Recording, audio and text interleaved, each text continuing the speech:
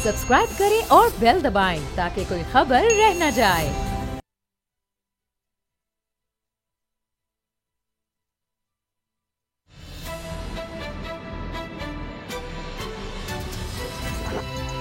अब पता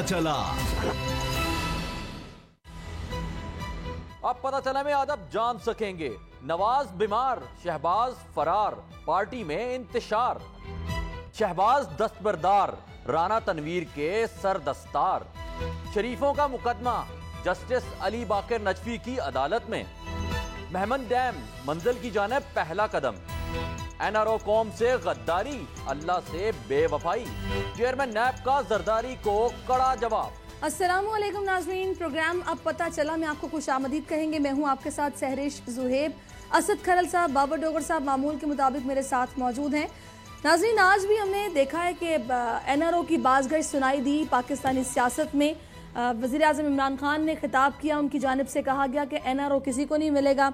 इसके साथ साथ उन्होंने अल्लाह ताला से इसको बेवफाई करार दिया कि अगर उन्होंने किसी को एनआरओ दिया। दूसरी जानिब हम ये देख रहे हैं कि शहबाज शरीफ साहब, जो कि जब पब्लिक अकाउंट्स कमेटी के चेयरमैन नहीं बने थे, एक वाह वेला मचा हुआ था कि अगर माजी की जो रिवायत है उसको ना दोहराया गया तो पता नहीं क्या हो जाएगा। पीपल्स पार्टी, नून लीग यक जुबान हो गए थे सारे मामले पर, उनको बनवा कर छोड़ा गया पब्लिक अकाउंट्स कमेटी का। लेकिन अब शहबाज शरीफ साहब अचानक से खुद पीछे हट गए हैं। पब्लिक अकाउंट्स कमेटी का चेयरमैन राना तनवीर हुसैन साहब को बना दिया गया है। दूसरा, हम ये भी इस सारी सूरत हाल में देख रहे हैं कि जो सियासी पंडित हैं वो इस वक्त मेरा ख्याल है कि बिल्कुल प्रेडिक्ट नहीं कर पा रहे कि ये हो क्या रहा है, क्योंकि वज़ीर आज़म कहते हैं कि एनआरओ नहीं दूंगा, नहीं मिलेगा, एहतसाब सबका होगा, मैं इक़्तिदार में आया इसलिए हूँ कि सबका एहतसाब करूँगा। दूसरी जानिब शरीफ फैमिली, यहाँ से ज़मानत मिलती है, बरतानिया भाग जाती है, वहाँ जाकर बैठ जाते हैं, वहाँ से खबरें आती कि एनआरओ की कोशिश की जा रही है। अब आगे आने वाले दिनों में होने क्या वाला है, ये मेरा ख्याल है कि बिल्कुल इस पर कोई प्रेडिक्शन नहीं दी जा सकती। समझ से फ़िलहाल बाहर है, अजीब सिचुएशन है। इस पर हम बात करेंगे, और भी बहुत से मामलात हैं। लेकिन सबसे पहले शरीफ फैमिली की सियासत और जो नून लीग के अंदर इंतशार की सूरत हाल हम बनती देख रहे हैं, उस पर हमने एक रिपोर्ट तैयार की है। पहले आप वो देखिए। मैं किसी सूरत, मैं आप सबके सामने आज कह रहा हूं, जो मर्जी इन्होंने करना करें, मैं अल्लाह को जवाब दूं, मैं किसी सूरत एनआरओ नहीं दे सकते।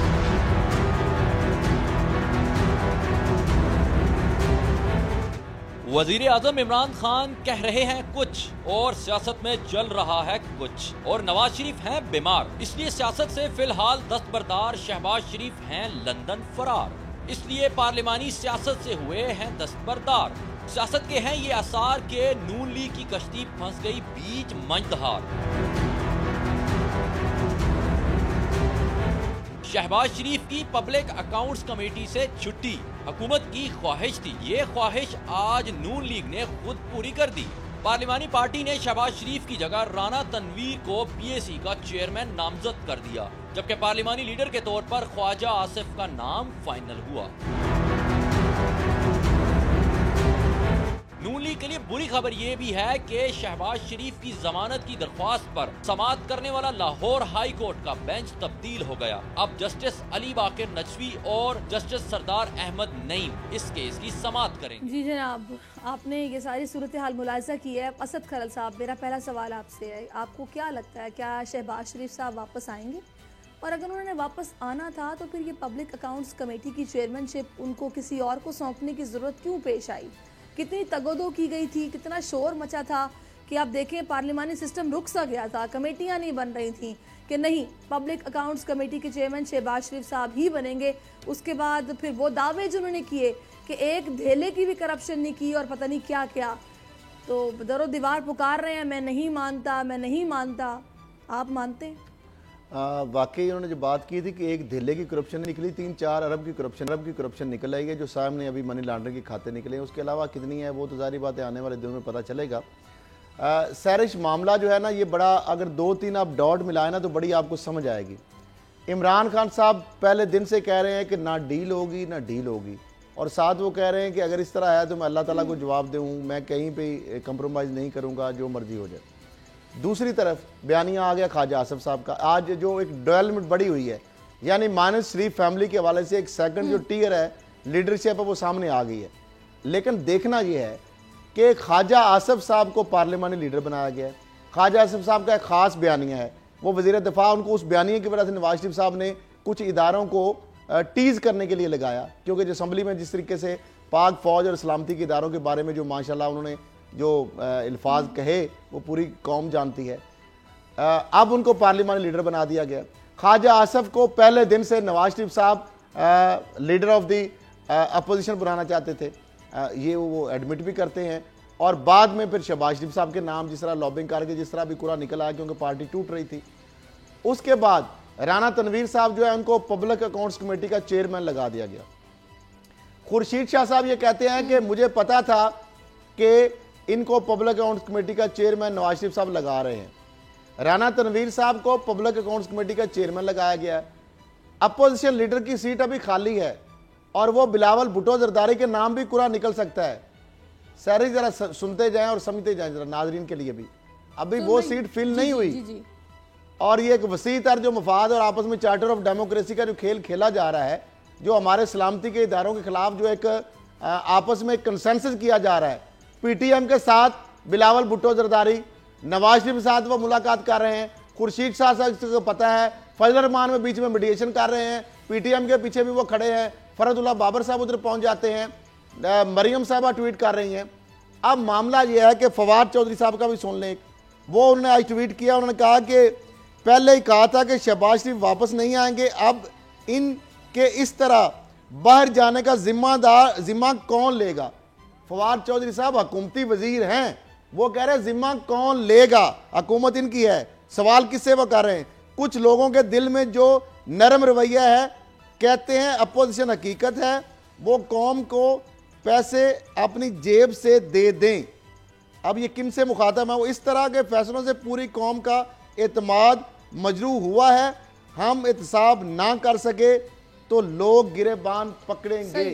ये हुकूमती वजीर का बयान है, किसको सुना रहे हैं, बेबसी है। हुकूमती वजीर का ये बयान है। मुझे ये बात समझ नहीं आ रही बाबर साहब, छोटा सा एक बात सिर्फ बता दें, अगर इजाजत दें, डॉक्टर साहब की इजाजत से एक छोटा सा हो रहा है, क्या अवाम छोटा सा इसके साथ डॉट अगर मुझे आपके पास दोबारा आऊंगी ना, चले वो बात, उसके बाद क्या फायदा होगा। मैं कहता हूँ ख्वाजा आसिफ साहब ये कह रहे हैं, बात जरा सुन ले डॉक्टर साहब की इजाजत से। सारे ख्वाजा आसिफ साहब का बयान भी इसके साथ मिला लें, मिला के पढ़ें। वो कहते हैं कि सियासत में कोई चीज हरखे आखिर नहीं है, डील या डील इमरान खान से नहीं होगी। दूसरी तरफ वो कहते हैं कि सियासत में कोई चीज भी हरखे आखिर नहीं है। बोला है कि भाई ऐसी वैसी कोई बात नहीं है, मुझे आप गरजते बरसते देखेंगे कौमी असेंबली के इजलासों में। और दूसरा उन्होंने कहा हमने ये वर्कलोड कम किया है शहबाज शरीफ साहब से, उनके पास माशाल्लाह से ओहदे बहुत सारे हो गए थे, तो वर्कलोड को कम किया, प्रेशर बहुत आ रहा था, जिसकी वजह से हमने ये करने पे वो मजबूर हुए और ये सब किया गया। हालांकि पहले भी कर सकते थे लेकिन पहले नहीं किया गया। अब उनके जहन में आया, बरतानिया जाने के बाद उनके जहन में आया कि भी कुछ वर्कलोड मुझे कम करना चाहिए, प्रेशर आ रहा है। खैर मुझे सिर्फ इस बात की समझ नहीं आ रही बाबर साहब, ये क्या तर्ज अमल है कि ये पाकिस्तान की सियासत को सलाम है कि पहले आप जनाब इदारों को मुतनाज़ बनाएं, एहतसाब से बचने के लिए बाहर भाग जाएं, फिर क्या अवाम इतने मासूम है कि उनको बिल्कुल समझ नहीं आ रही कि हो क्या रहा है, कि आप वहाँ जाएं, कुछ अरसा वहाँ पर रिलैक्स करें, उसके बाद दोबारा पाकिस्तान आ जाएं और आकर यहाँ पर नजरियाती बन जाएं और अवामी सियासत के किंग बन जाएं। ये क्या तर्ज अमल है? सैरिश, सारी चीज़ें समझ आ रही हैं। आप देखें बिलावल का जो नैरेटिव है वो आपके सामने है, पीटीएम की जो चीज़ें सामने आ रही हैं, जिस तरह से बिलावल और पीटीएम को सपोर्ट कर रहे हैं, वो भी चीज़ आपको सामने नज़र आ रही है। नवाज शरीफ का बयानिया और बिलावल का बयानिया एक ही है। आप देखें कि आज पीएमएलएन की पार्लिमानी पार्टी का इजलास हुआ, जिसमें ओपनली इस चीज़ पे डिबेट की गई कि जी मियां साहब का बयानिया जो है वोट को इज्जत दो, उस पर क्यों नहीं अमल किया जा रहा। साद ने काफी तनकीद का निशाना बनाया, जावेद लतीफ ने उस पर जी उन्होंने तनकीद का निशाना बनाया। ये सब कुछ प्लान्ड था, ये प्री प्लान्ड चीज़ थी, और ये जो सारी चेंजेस हुई हैं ये मरियम नवाज और नवाज शरीफ ने की हैं। और शहबाज शरीफ जिस बयानियों को लेकर चल रहे थे उस पर अदम एतमाद किया गया है। अब ये फैसला किया गया है कि अदारों पे प्रेशर बढ़ाया जाए।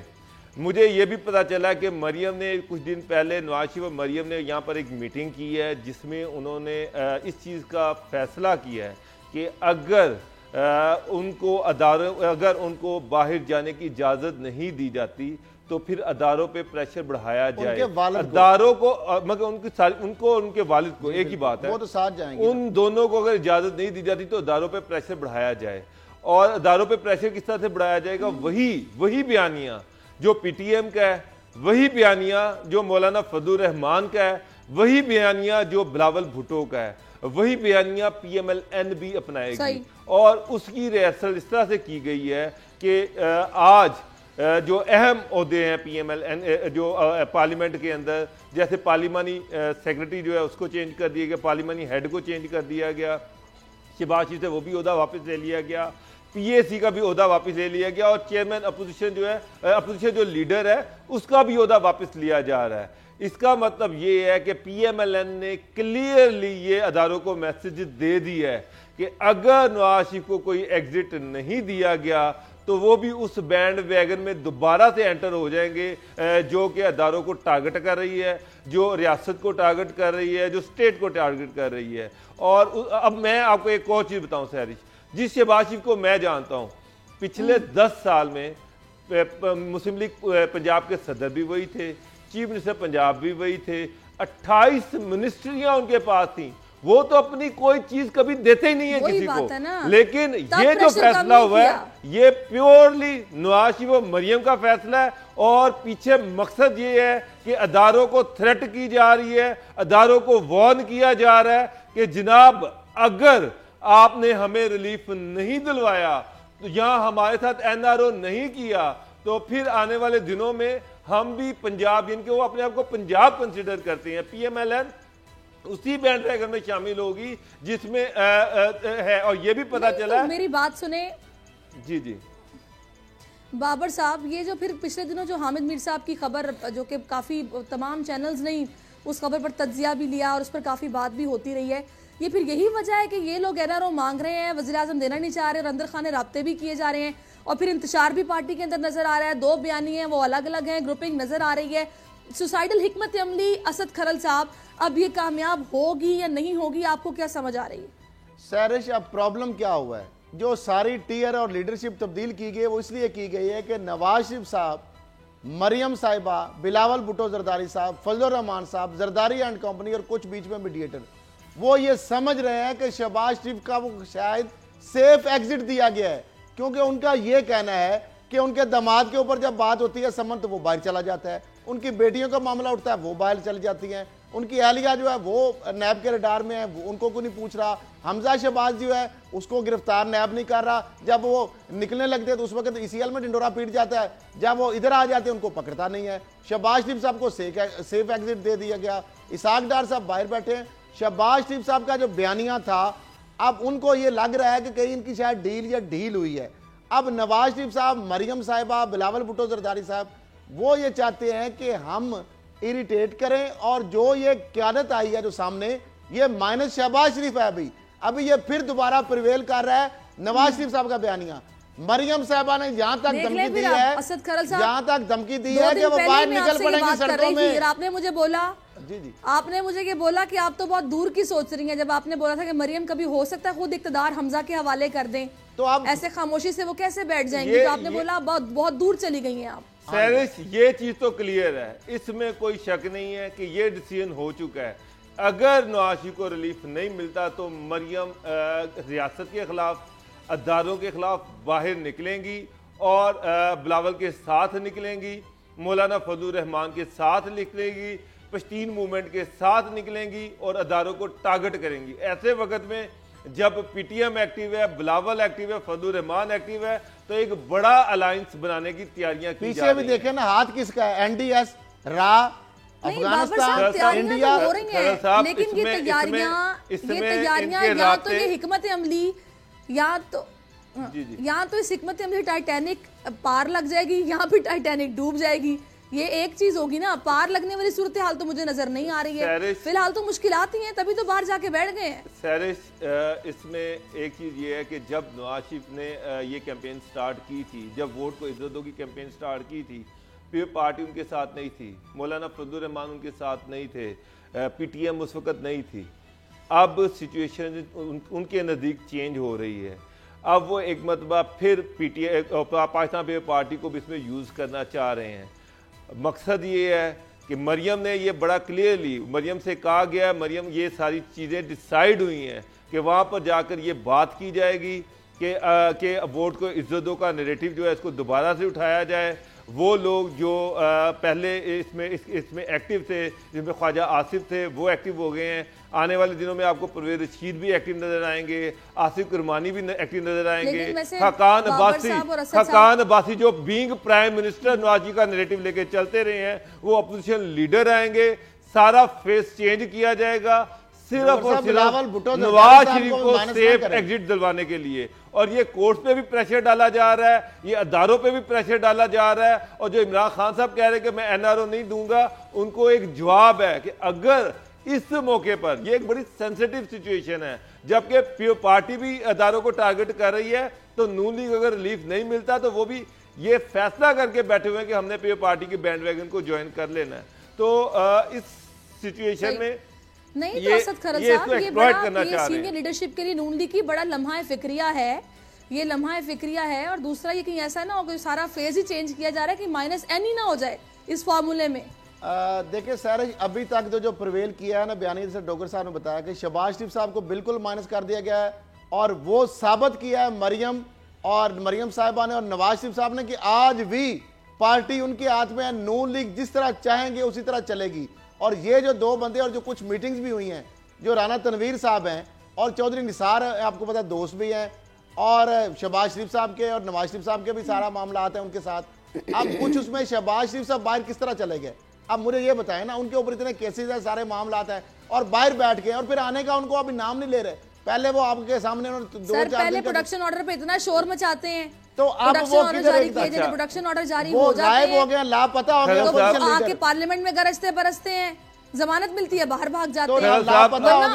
अगर हम यहीं पर हैं, हम फेस कर रहे हैं, हमें पाकिस्तान की बड़ी फिक्र है, लेकिन जैसे जमानत मिलती है बाहर चले जाते हैं। सैरिश, इसमें एक चीज आप देखें, शहबाज शरीफ को रिप्लेस कौन कर रहे हैं? जो नवाज शरीफ की कोर कमेटी थी, जो नवाज शरीफ के सबसे करीबी लोग थे, जिनसे नवाज शरीफ हर मौका पर मुशावरत करते हैं, और उसके बयानिए पे 100% हामी शफकत अब्बासी जो नवाज शरीफ के प्राइम मिनिस्टर थे, ख्वाजा आसिफ जो नवाज शरीफ के दस्ते रास रहे हैं, और राना तनवीर, ये तीनों नवाज शरीफ के करीब 3 लोग हैं जिनको रिप्लेस किया जा रहा है शहबाज शरीफ के साथ। इसका मतलब ये है कि PMLN शहबाज शरीफ के जो बयानिया था उससे मुतफिक नहीं है। अब वो ये समझ रहे हैं, मे बी ये मुलाकातें जो फजलुर रहमान की नवाज शरीफ से हुई हैं या बिलावल भुट्टो की जो मुलाकातें हुई हैं, अब वो ये समझते हैं कि ये सही वक्त है। अगर जिस तरह से इमरान खान कह रहे हैं कि मैं NRO नहीं दूंगा, तो वो फिर प्रेशर बढ़ाना चाह रहे हैं, वो स्टेट को चैलेंज करने जा रहे हैं, वो अदारों को चैलेंज करने जा रहे हैं। ये जो आज ओपनली बातें हुई है ना पार्लियामानी मीटिंग में, ये सारी पहले से एक मनसूबाशुदा हिस्सा, चीजों का हिस्सा थी। जावेद लतीफ अपनी मर्जी से नहीं बोले, ख्वाजा साद रफीक अपनी मर्जी से नहीं बोले। आखिरी सवाल करूंगी इस सारे मामले पर, ये एक मैसेज था अदारों को, सब कुछ प्री प्लान था, एक मैसेज था, और अब पूरा ये फेज चेंज किया गया है। सर देखें, ग्रुपिंग तो नजर आ रही है, तभी आज जावेद लतीफ साहब भी खुलकर बोले हैं, ख्वाजा साद रफीक ने भी खुलकर तनकीद की है, ग्रुपिंग नजर आ रही है। एक धड़ा बड़े मियाँ साहब को सपोर्ट कर रहा है, बाकी छोटे मियाँ साहब को सपोर्ट कर रहे हैं। एक मिनट इसमें छोटे मियाँ को कोई सपोर्ट नहीं कर रहा, कोई धड़ा है बताएं, यही वो धड़ा है, और यही धड़ा जो है नहीं, बिल्कुल। अगर छोटे मियाँ की सपोर्ट होती तो शायद बगावत होती। पार्लियामानी लीडर पार्टी का जो आज इजलास था, उसमें किसी ने ये नहीं कहा, छोटे मियाँ की बात पढ़ा गया, जो भी उन्होंने तो कहा था। आप ये छोड़ दें कि पार्टी के अंदर खास तौर पर जहाँ नेशनल असेंबली है वहां पर कोई डिवीजन है, वहां पर पार्टी जो है एक बताएं, सारे सिनेरियो में, ठीक है, इस सारे सिनेरियो में डार्क हॉर्स की तरह क्या चौधरी निसार आगे आएंगे? यहाँ पर जिस तरह शहबाज शरीफ साहब भी चले गए हैं, उनका भी चैप्टर क्लोज ही है, खत्म ही समझें। चौधरी निसार तो बिल्कुल, उन्होंने तो खुद कहा कि मैं तो हलफ उठाने नहीं आ रहा, तो CM साहब के हवाले से चौधरी निसार, राना तनवीर की, शहबाज शरीफ के हवाले से जो बाहर गए हैं, या अभी जो नवाज शरीफ साहब के हवाले से है, वो कुछ चीज़ें मुलाकातें हुई हैं। अब उन मुलाकातों के अंदर क्या तय हुआ है, आने वाले दिनों में क्या होगा, क्योंकि मामला है कि अदालत में, अदालत की जानिब से अगर नवाज शरीफ साहब को कोई रिलीफ मिलता है तो दैन ही वो बाहर जा सकेंगे। लेकिन नवाज शरीफ साहब और जिस तरह डोगर साहब ने कहा है कि उन्होंने ये सारा बयानी और आपस में एक नेक्सस बन गया पूरी तरह, जिसमें शहबाज शरीफ साहब को मैनेज करके नून लीग जो क्यादत है वो नवाज शरीफ साहब ने दोबारा उसको टेक ओवर कर लिया है। उधर पीपल्स पार्टी जो है वो भी एक विक्टिम पार्टी है, उनको अंदर आने वाले दिनों में जेलें नजर आ रही हैं। नवाज शरीफ साहब वो बाहर जाने का नाम उनको यानी कोशिश वो कर रहे हैं, लेकिन उनकी दाल निकल रही। मरियम साहबा और नवाज शरीफ ने कहा है कि हमें बार बार इरिटेट किया जा रहा है। मामला यह है कि इमरान खान साहब चाहते हैं, हुकूमत चाहती है, नैब चाहता है, इदारे चाहते हैं कि जो लूटा हुआ माल है वो दे दें। ये माल देने के लिए भी तैयार हैं, लेकिन वो कहते हैं हिडन सीक्रेट तरीके से दिया जाए, पब्लिक बात ना की जाए, हमें जलील ना किया जाए। अब देखना यह है कि पूरी कौम देख रही है कि आगे आने वाले दिनों में क्या बगैर माल के अगर बाहर जाते हैं तो क्या हुकूमत, जिस तरह फवाद चौधरी साहब ने कहा कि वो तो अवाम तो हमें माफ नहीं करेगी, हमारा गिरेबान पकड़ेगी। तो देखना यह है, अदालत में मामला है, चूंकि इस पर ज्यादा हम बात नहीं कर सकते क्योंकि अदालत में जब मामला है तो कौन होता है डील करने वाला। एक और अदालती मामले की बात कर लेते हैं। एक और अदालती मामले की बात कर लेते हैं। मुस्लिम लीग नून के सदर और कौमी असम्बली में कायदे हिज़्ब इख्तिलाफ जो कि मियाँ शहबाज शरीफ साहब और उनके साहबजादे हमजा शहबाज की ज़मानत की दरखास्तों पर समाअत करने वाला लाहौर हाई कोर्ट का बेंच अब तब्दील हो गया है और लाहौर हाई कोर्ट के जस्टिस मलिक शहजाद अहमद खान और जस्टिस मिर्ज़ा वकास रऊफ रावलपिंडी बेंच में तैनात कर दिए गए हैं। जस्टिस अली बाकर नजफी और जस्टिस सरदार अहमद नईम पर मुश्तमिल नया बेंच तश्कील दिया गया है। ये नया जो 2 रुकनी बेंच है शहबाज शरीफ और हमजा शहबाज की ज़मानत की दरखास्तों पर समाअत करेगा। ये अब क्या सूरत हाल बनने जा रही है बाबर डोगर साहब? ये जो शरीफों का मुकदमा है और अब जस्टिस अली बाकर नजफी की अदालत में होगा। इससे पहले मेरा ख्याल है कि वही वाले जस्टिस है ना जिन्होंने ये जिनकी रिपोर्ट थी सानिया मॉडल टाउन के हवाले से जो कि मंजर आम पर नहीं आने दी जा रही थी, पूरा असर और रसूख इस्तेमाल किया गया था। सैरिश मेरा ख्याल है कि कोई कन्फ्यूजन है। शहबाज शरीफ की जो बेल एप्लीकेशन है वो हाई कोर्ट में नहीं है, वो सुप्रीम कोर्ट में है और सुप्रीम कोर्ट में वहाँ पर जस्टिस अजमत सईद जो है वो इसको सुन रहे हैं। तो मेरा ख्याल है कि इसमें थोड़ी सी कन्फ्यूजन है। मैं इससे नहीं, क्योंकि उनका केस सुप्रीम कोर्ट में लगा हुआ है और सुप्रीम कोर्ट में आज उसकी हेयरिंग हुई है जिसमें नईम बुखारी साहब जो हैं वो नैब की तरफ से पेश हुए थे, इनकी तरफ से आजम नज़ीर तारड़ साहब और इनका पैनल पेश हुआ था जिसमें डेट 15 तारीख पड़ी है। अब उसमें अजमत सईद साहब के जो उसमें रिमार्क थे वो ये थे कि इस केस में दो चीज़ें हैं। एक ये है कि एक ही केस में शहबाज शरीफ को लाहौर हाई कोर्ट बेल दे रही है, जबकि उसी केस में फवाद अहमद फवाद जो हैं उनकी बेल उनको नहीं दी गई। तो 2 अपोजिट चीज़ें एक ही केस में सामने आ रही हैं। तो बहरहाल इसकी 15 तारीख डेट पड़ी है और मीनवाइल शहबाज शरीफ जो लंदन में है उन्होंने ये बताया कि जी उनके मेडिकल चेकअप्स 12 तारीख को और 14 तारीख को हो रहे हैं।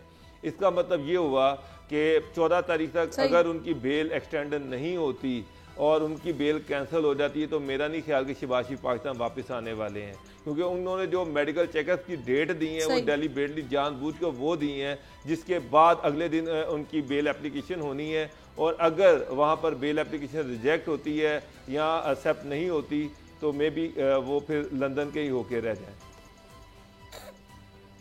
सही है, चलें अभी असद साहब आज जो ये सुप्रीम कोर्ट में जब ये हेयरिंग हुई है तो इसमें कहा गया कि भी आपको ज़मानत मनसूखी के लिए बहुत मेहनत करना पड़ेगी। वो तो बाहर जाकर बैठ गए हैं, अब मेहनत उनके वकीलों ने करनी है। अब किस तरीके से करते हैं, कब तक इन्हें हाजिर सस्ता मिलता है? वो खुद तो कह चुके हैं कि जब तक डॉक्टर की अपॉइंटमेंट नहीं मिलेगी, जब वो दिखाएंगे नहीं तब तक वो वापस नहीं आएंगे और मेरा ख्याल है कि वो जल्दी तो मिलने वाली नहीं है। तभी उन्होंने राना तनवीर हुसैन साहब को आगे कर दिया और ख्वाजा आसिफ साहब को जिम्मेदारी सौंपी गई है। सैरिश आज बेसिकली जो मुकालमा हुआ है नईम बुखारी साहब को, आपको पता है नैब ने फवाद हसन फवाद और चीमा शहबाज शरीफ साहब के हवाले से स्पेशली उनको उनकी खिदमात हासिल की हैं नैब ने। ये जस्टिस अजमत सईद साहब ने नईम बुखारी साहब जो नैब की जानब से पेश हुई उनसे मुकालमे के दौरान कहा कि आपको ज़मानत की मनसूखी के लिए यानी शहबाज शरीफ साहब और फवाद हसन फवाद की ज़मानत के जो अब उनकी तो यानी दूसरे एक मामले में केस है, शहबाज शरीफ साहब की जो मनसूखी के हवाले से आपको बहुत मेहनत करना पड़ेगी। शहबाज शरीफ साहब की जानब से अख्तर उसाफ साहब जो अटॉर्नी जनरल पाकिस्तान साबिक थे नून लीग की हुकूमत में वो पेश हुए और जो फवाद हसन फवाद की जानब से आजम नज़ीर तारड़ साहब पेश हुए।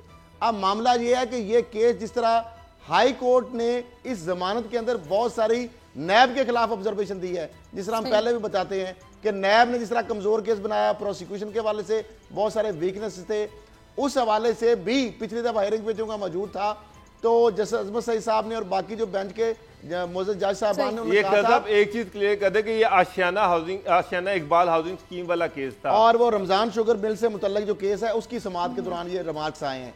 तो मामला ये है कि ये जो चीज है, उन्होंने कहा था कि हाई कोर्ट को इस हद तक बेल के अंदर बहुत सारी चीजें आगे शायद चली गई है।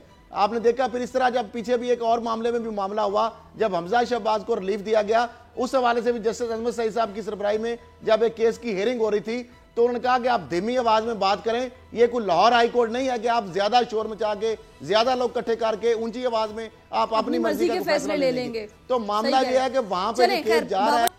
एक ब्रेक ले लेते हैं, हाँ ठीक है, एक ब्रेक ले लेते हैं, ब्रेक के बाद नाज़रीन वापस आते हैं, मजीद भी हम बात करेंगे आफ्टर दिस ब्रेक।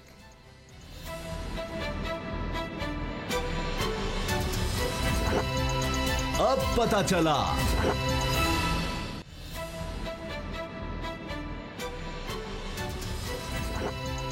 अब पता चला। वेलकम बैक नाजरीन। ब्रेक से पहले तो हम बात कर रहे थे नून लीग के हवाले से और सारी जो सियासत में एक हलचल मची है, जिस तरीके से डेवलपमेंट आज देखी गई कि शहबाज शरीफ साहब जिनके बारे में कहा जा रहा था कि शायद बरतानिया जाके वो वापस नहीं आएंगे, तो कुछ सूरत हाल उस तरफ ही जाती दिखाई दे रही है कि उन्होंने जिस तरीके से पीछे तब्दीलियाँ अपने की हैं। और खबर जो ब्रेक की अंदर की कहानी बाबर डोगर साहब ने, असद खरल साहब ने, कि ये जनाब सब कुछ प्री प्लान था और ये बड़े मियाँ साहब की पॉलिसी है जिस पर अमल किया जा रहा है और उनको बिल्कुल अलग किया गया है। खैर अब आगे बढ़ते हैं। एक और बहुत अहम मामला है जनाब, वो काम जो कि 5 अशरों से कोई हुकूमत नहीं कर सकी, वो काम अब होने जा रहा है, ये हुकूमत करने जा रही है। वो है मोहम्मद डैम की तामीर। आज संगे बुनियाद रख दिया गया है, अब तामीराती काम शुरू हो जाएगा और इस डैम के हवाले से कहा जा रहा है कि भाई ये आगे आने वाले वक्त में बहुत इसके फ़वाइद होंगे, जो कि पेशावर के लोग हैं उनको अच्छा खासा पानी मिलेगा। और दूसरा ये भी कहा जा रहा है कि 16,000 एकड़ इजाफी ज़मीन को भी ज़ेरे काश्त लाया जाएगा और इससे 52 अरब रुपए सालाना फ़ायदा होने जा रहा है। वज़ीर आज़म इमरान खान ने ख़ास तौर पर जब तकरीब से खिताब किया तो साबिक़ चीफ जस्टिस ऑफ पाकिस्तान मियाँ साकिब निसार को खिराज तहसीन पेश किया, उनका शुक्रिया अदा किया कि उन्होंने इस मसले को उठाया, जो कि माजी की हुकूमतों का काम था कि वो इस मसाइल को उठाती हैं, इन पर काम करती हैं, उन्होंने नहीं किया। और साबिक़ चीफ जस्टिस साहब ने कहा कि मैं बेहद मशकूर हूँ ओवरसीज़ पाकिस्तानीज़ का, जिन्होंने फ़ंड रेजिंग में दिल खोल कर मतलब हिस्सा डाला है और आज इस काम को हम करने के काबिल हुए हैं। तो बड़ी अच्छी बात है। असद खरल साहब, क्या ख्याल है आपका? बिल्कुल सर, ये बिल्कुल आपने बात ठीक की कि 1965 और 70 के बाद अयूब खान के दौर के बाद कोई पाकिस्तान में डैम नहीं बना। 50 साल से किसी हुकूमत ने इस तरफ तवज्जो नहीं दी। और जो आज वज़ीर आज़म साहब ने भी एक्नॉलेज किया, इमरान खान साहब ने, कि चीफ जस्टिस साबिक़ जो है जस्टिस साकिब निसार साहब जो है उनको ये क्रेडिट जाता है, जिन्होंने मामला एक सेंसिटाइज किया पाकिस्तान से एक तहरीक के तौर पर पूरी दुनिया से। जिस तरह लोगों ने, बेशक फंड बहुत ज़्यादा नहीं है, मामला ये है कि बेशक इसकी बुनियाद रखी गई। आज वहाँ पे आर्मी चीफ भी जिस तरह मौजूद थे, चीफ ऑफ साबिक़ जस्टिस मियाँ साकिब निसार साहब मौजूद थे, फैसल वाडा और वो वज़ीर आज़म और दीगर। अब 5 से 8 साल तक कम अज़ कम ये बुनियाद रखी गई तो अब बन जाएगा, उम्मीद लग गई है। 309 अरब रुपए की इसकी लागत आएगी। सैरिश 800 मेगावाट इससे बिजली पैदा होगी। आप देखें माजी में अगर देखा जाए पीपल्स पार्टी ने कोई काम नहीं किया बिजली के ऊपर, चले नून लीग ने कुछ मनसूबे लगाए, आज अगर 18-18 घंटे की लोड शेडिंग तो कम हुई है, आगे फिर डिमांड तो बढ़ती जानी है। पीटीआई की जो हुकूमत जो सूरत हाल बन रही है, अभी हमें नया बिजली का जो पावर प्रोजेक्ट नजर लगता नहीं आ रहा। अगर ये डैम का संगे बुनियाद ना रखा जाता, और खुश आइंद बात सबसे बड़ी सैरिश ये है कि ये फंड का मामला जो 309 अरब है ना, वो इसलिए रिलीज होगा क्योंकि अच्छी बात है। चले एक पॉजिटिव नोट पे मैं बात करता हूँ कि सीजीजी और सी और डेस्कॉम कंपनी जो है उसका ये ज्वाइंट वेंचर है। और डेस्कॉम कंपनी जो है वो मशीरें जो है वहाँ पे कॉमर्स मुख्तलिफ जो उनके पास है, जो अब्दुल रज़ाक दाऊद साहब जो है, इमरान खान साहब जिनको लिया है डेस्कॉम कंपनी से, बेशक कागजी तौर पर उन्होंने अपनी अलहदगी की है, तो लेकिन मलकियत उन्हीं के खानदान की है।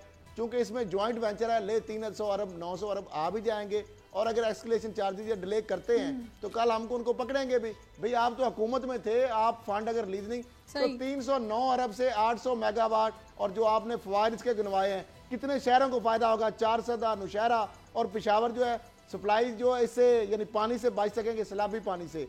फिर जो आपने बताया कि 16,000 एकड़ इजाफी जमीन है, 1,60,000 एकड़ जमीन से पानी मिलेगा, 30 करोड़ गैलन पानी मुयसर होगा पेशावर के शहरियों को, 52 अरब रुपया इससे सालाना फायदा होगा। तो मैं समझता हूँ कि बहुत एक बड़ा ये खुशाइंद मस्बत कदम कैसा हो, और बड़ी खुशाइंद बात है, ये बड़ा मस्बत कदम बिल्कुल। अच्छा वैसे बाबर साहब, आज जब ये तकरीब हो रही थी, संग बुनियाद रखा गया, तो उसमें एक और बड़ी दिलचस्प सूरत हाल पेश आई जब हल्के फुल्के अंदाज में वज़ीर आज़म ने फैसल वाउडा साहब की सरजनिश की, जो कि इस तकरीब में उनके साथ गए थे। संग बुनियाद रखने की तामीराती काम का आगाज़ हुआ है। उन्होंने मोमिन डैम पर तो मेरा ख्याल है कि सिर्फ 1-8 मिनट कोई हल्की फुल्की सी बात की है, बाकी तो वो ये बोल गए कि अवाम 200 रुपया लीटर भी पेट्रोल के पैसे देने को तैयार है, पेट्रोल खरीदने को तैयार हैं। फिर अपने हल्के में सैकड़ों नौकरियां देने का भी उन्होंने ऐलान कर दिया। वज़ीर आज़म बैठकर हंसते रहे। ये जो उनकी वज़ीर आज़म की मुस्कुराहट थी या हंसना था, आपने उसको किस अंदाज से पढ़ा है या आपको क्या समझ आई है ये फैसल वाउडा साहब की बातें और वज़ीर आज़म का मुस्कुराना? सैरिश, ये मुस्कुराने वाली चीज़ तो मुझे नहीं पता, लेकिन फैसल वाडा ने जिस तरह से जो क्लेम्स किए थे, मेरा ख्याल है कि ये अवाम की गुर्बत का मजाक उड़ाने वाली बात है। एक तरफ लोग बेरोज़गार फिर रहे हैं, एक तरफ पढ़े लिखे नौजवान हाथों में डिग्रियां लेके फिर रहे हैं, महंगाई जो है ऐसी है कि गवर्नमेंट के कंट्रोल में नहीं आ रही, और एक मिनिस्टर ये कह दे कि जी 3 या 4 हफ्तों में इतने लाख नौकरियां पैदा कर दी जाएंगी और ये सारा कुछ हो जाएगा। और उसको इस तरह से, मगर इससे तो पता चलता है कि कितने ये मिनिस्टर जो है नॉन सीरियस हैं अवाम के मसाइल हल करने में, बल्कि ये तो मजाक उड़ा रहे हैं। मेरा ख्याल है कि अब सिचुएशन ऐसी नहीं है मुल्क की, जो हालात हो रहे हैं, जिस तरह से महंगाई गवर्नमेंट के कंट्रोल से बाहर है, जिस तरह से इकोनॉमी गवर्नमेंट के कंट्रोल से बाहर है, इस तरह की नॉन सीरियस स्टेटमेंट्स देना अवाम के ज़ख्मों पर नमक पाशी करने के बराबर है। मिनिस्टर्स को सोच समझ कर बैलेंस किस्म की स्टेटमेंट देनी चाहिए। अवाम की तवक्कात है इस गवर्नमेंट से, अवाम उम्मीदें लगाकर बैठी हुई है। अगर आप इस तरह की मज़ाखेज़ बातें करेंगे तो इसका मतलब ये है कि गवर्नमेंट, लोग यही समझेंगे कि ये एक नॉन सीरियस गवर्नमेंट है जिसका लोगों के इशू से कोई लेना देना नहीं है। मिनिस्टर्स इररिस्पॉन्सिबल हैं, जो दिल आता है बोल जाते हैं, और उनकी जो स्टेटमेंट्स हैं उनका कोई मतलब नहीं है।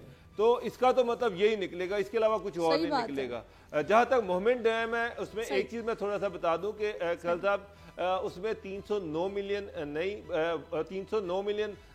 लास्ट फाइनल बिड थी, लेकिन वापडा ने बाद में दोबारा निगोशिएट किया डेस्कॉन के साथ, और फाइनली ये जो बिड थी ये 291 बिलियन हुई है। इनके 18 अरब रुपया ये उन्होंने मजीद कम करवाए, और वाकई ये पिछले 20 साल से ये मनसूबा इल्तवा का शिकार था, और कई दफ़ा इसकी फिजिबिलिटी रिपोर्ट्स बनी। फ्रांस ने, उन्होंने भी तकरीबन मेरा ख्याल 18 अरब रुपए की एड इसमें दी हुई है इस डैम के बनने के लिए, लेकिन कुछ ब्यूरोक्रेटिक रेड टेपिज्म, कुछ गवर्नमेंट जो थे उनकी विलिंगनेस नहीं थी, उसकी वजह से ये डिले होता गया और इसकी कॉस्ट भी बढ़ी। अब ये साकिब निसार साहब की एफर्ट है। जी जी,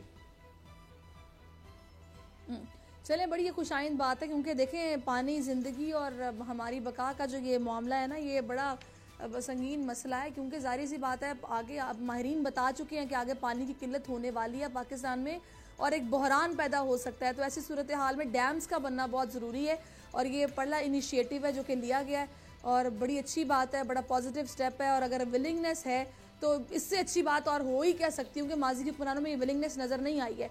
थोड़ी सी बात अब ज़रा ये NRO वाली बात पे कर लेते हैं कि वज़ीर आज़म ने आज बातचीत करते हुए कहा है कि NRO देने को अल्लाह ताला से बेवफाई और कौम के साथ गद्दारी उन्होंने करार दिया है।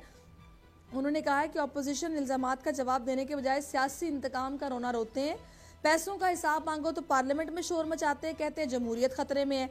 पैसा चोरी करने वाले बाहर जाकर इलाज कराने की ख्वाहिश और फरमाइश करते हैं। मुल्क ऐसे नहीं चलते। तो ये मैंने जो इससे पहले बात की थी कि जो पिछले दिनों बड़ी खबर गर्दिश में रही, जिसकी मैंने पहले जिक्र भी किया, असद खरल साहब कि भाई शरीफ फैमिली का कोई बंदा है जो कि जाके वज़ीर आज़म से मिला है, मुलाकात करने की कोशिश कर रहा है कि वो NRO हो जाए किसी तरीके से। फिर आपने खुद बोला कि भी ऑफर आई भी, तो ये अब वज़ीर आज़म तो बोल रहे हैं ऐसे मुल्क नहीं चलते हैं कि आप बाहर जाके जब दिल चाहे इलाज भी करवाओ। उन्होंने ये भी कहा कि फिर सारे कैदियों को ये मौका मिलना चाहिए कि बाहर जाएँ अपना इलाज करवाएं, जहाँ जिसका दिल चाहता है वो जाके अपना इलाज करवाए। तो ये NRO ये बाज़गश्त हम कब तक सुनते रहेंगे, और ये हो भी रहा है, नहीं हो रहा। वज़ीर आज़म तो जिस जगह पे उन्हें मौका मिलता है, जब भी किसी वो ऐसी जगह पर आते हैं जहाँ पर वो अवाम से मुखातिब होते हैं, तो वो ज़रूर इसका जिक्र करते हैं। सैरिश, मामला ये है कि मैं फिर वही कह रहा हूँ कि ना इमरान खान साहब के पास कानूनी ऐसी सिचुएशन है, ना वो NRO दे सकते हैं, ना इस तरह NRO मिल सकता है। मुल्क में एक सिस्टम है, अदालतें मौजूद हैं, केस नहब में चल रहे हैं, प्ली बार्गेन की ऑप्शन मौजूद है, कोई भी मुलजम चाहे तो वो कर सकता है, उसकी भी इंसाफ अदालत से इंडोर्समेंट जरूरी है। अभी उनके मामले सुप्रीम कोर्ट में है, इंसाफ अदालतों में है, तो इमरान खान साहब इस सिस्टम में रहते हुए कैसे एनआरओ? लेकिन सर साहब एक चीज है, अगर प्राइम मिनिस्टर कह रहे हैं तो इसका मतलब है कहीं ना कहीं कोई ना कोई एनआरओ हो रहा है। वो अलग एक बात है। इमरान खान साहब से आज देखें, ख्वाजा आसिफ ने ये कहा कि हुकूमत के साथ हमारी डील नहीं हो रही, लेकिन कोई भी बात सियासत में हरफे आकर नहीं होती। अब नैब के जो चेयरमैन है सहरिश, उन्होंने भी कहा है कि नैब जो ब्लैक लॉ है वो है सिर्फ करप्ट लोगों के लिए, और उनका नैब जो है वो चलेगा, करप्शन नहीं चलेगी। मईशत और नैब तो साथ साथ चल सकते हैं, लेकिन करप्शन और नैब अब साथ साथ, और जो जिस तरह जरदारी साहब को उन्होंने करारा जवाब दिया, और जिस तरह उन्होंने टावर्स की बात की है कि वहां पे जो दुबई में टावर हैं, जो मस्कत के अंदर जो उन्होंने बात की, और मुल्कों के अंदर उन्होंने बात की, और उनका हम जो भी चोर लुटेरे हैं उनको हम नहीं छोड़ेंगे, लूटो माल उनसे हर सूरत वापस लिया जाएगा। अगर ये काला कानून था तो नून लीग और पीपल पार्टी इन्होंने बनाया, ये खत्म कर लेते। उनका ये काला कानून सिर्फ करप्ट माफिया के लिए है, और हम इनको नहीं छोड़ेंगे, इनको मंतकी अंजाम तक पहुंचाएंगे। चले जी जी, ये जो आज बाबर साहब, असद खरल साहब खुद ही आगे बढ़ गए, उन्होंने खुद ही चेयरमैन नैब की बात कर दिया, तो मैं चाहूंगी कि आप भी अपना मौक़िफ़ दे दें। जो आज उन्होंने जरदारी साहब को करारा जवाब दिया है, उन्होंने कहा कि जो भी हुकूमत में आएगा अगर वो लूटमार करेगा तो उसको नैब की मुज़ाहमत होगी और उसको सामना करना पड़ेगा, क्योंकि ये उनकी पॉलिसी है, एहतसाब सबके लिए, और उस पर वो अमल पैरा है। सहरिश, हर बंदा यही चाह रहा है कि एहतसाब जो है वो सबके लिए ही होना चाहिए, किसी पर्टिकुलर ग्रुप के लिए नहीं होना चाहिए, किसी ख़ास सियासतदान के लिए नहीं होना चाहिए। चेयरमैन नैब जो है, अगरचे कि वो ये कह रहे हैं कि सभी के लिए एहतसाब होना चाहिए, लेकिन फिर भी खासा टारगेट का उनको टारगेट किया जा रहा है। काफली के हवाले से, KPK के हवाले से, कि नैब का सारी तोपे जो हैं, जिस तरह से माजी में पीपल पार्टी ये गिला करती रही कि नैब जो है उसको सिर्फ नवाज शरीफ के दौर में, PMLN के दौर में, कि नैब को सिर्फ सिंध ही नज़र आता है, पंजाब क्यों नहीं नज़र आता। फिर नैब का फोकस सिंध और पंजाब हो गया, और वो भी उसमें ख़ास पोलिटिकल पार्टीज़ हो गई, तो इससे भी तहफ़्फ़ुज़ात हैं पोलिटिकल पार्टीज़ के। तो जस्टिस जावेद इकबाल अगर उनके सर पे अगर सेरा सजेगा तो वो इसी सूरत में सजेगा कि नैब को एक ट्रांसपेरेंट बॉडी बना दिया जाए, एक ऐसी बॉडी जिसके सामने गवर्नमेंट और अपोजिशन दोनों बराबर हों। जो भी करप्शन करे, चाहे वो मिनिस्टर हो, चाहे वो अपोजिशन का बंदा हो, उसकी अकाउंटेबिलिटी होनी चाहिए। लेकिन फिलहाल ऐसे नहीं नजर आ रहा। बेताशा रिजर्वेशन है, आज भी अपोजिशन की तरफ से ये भी बातें होनी शुरू हो गई हैं कि चौधरीज़ को तो NRO मिल रहा है, नैब की तरफ से बाकियों को क्यों नहीं मिल रहा। तो ये चीज़ें जो है इसको देखना पड़ेगा। KPK में कोई गिरफ्तारी नहीं हो रही, KPK में BRT का केस है, चीफ मिनिस्टर का केस है, हुकूमती बंदे जो हैं उनमें से अभी तक आज तक नैब ने किसी को अरेस्ट नहीं किया। तो सवालात तो सीनियर मिनिस्टर अब्दुल अलीम खान को जो कहते थे वो पकड़े, अभी जेल में तो हैं। खैर साहब, उसके पीछे जो स्टोरी है वो आपको पता है कि वो वज़ारत आला के कैंडिडेट थे। सर बिल्कुल ये सवालात हैं, उसके अलावा प्रोसिक्यूशन, वो वज़ारत आला के कैंडिडेट थे, और जिस तरह से उनका पता साफ किया है ना, उससे मजीद इस चीज को तकवीयत मिल रही है कि नैब किसी और के हाथों में खेल रहा है। तो मेरा ख्याल है डॉक्टर साहब, मेरा भी अपना इसमें पॉइंट ऑफ व्यू है, जैसे जावेद इकबाल साहब के हवाले से, आपके पॉइंट ऑफ उनकी इंटेग्रिटी के हवाले से मैं समझता हूँ कि जिस तरह आपने देखा जो उनको लोग लाए थे आज वो भी पछता रहे हैं।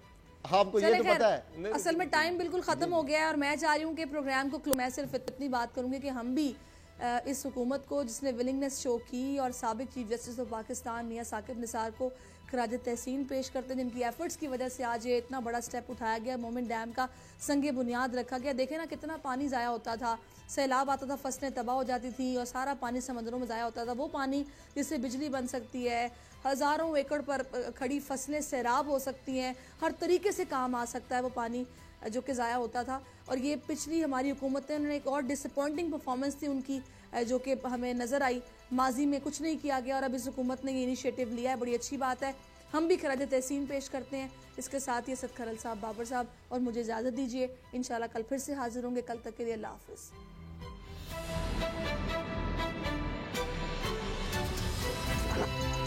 अब पता चला। सब्सक्राइब करें और बेल दबाएं ताकि कोई खबर रह न जाए।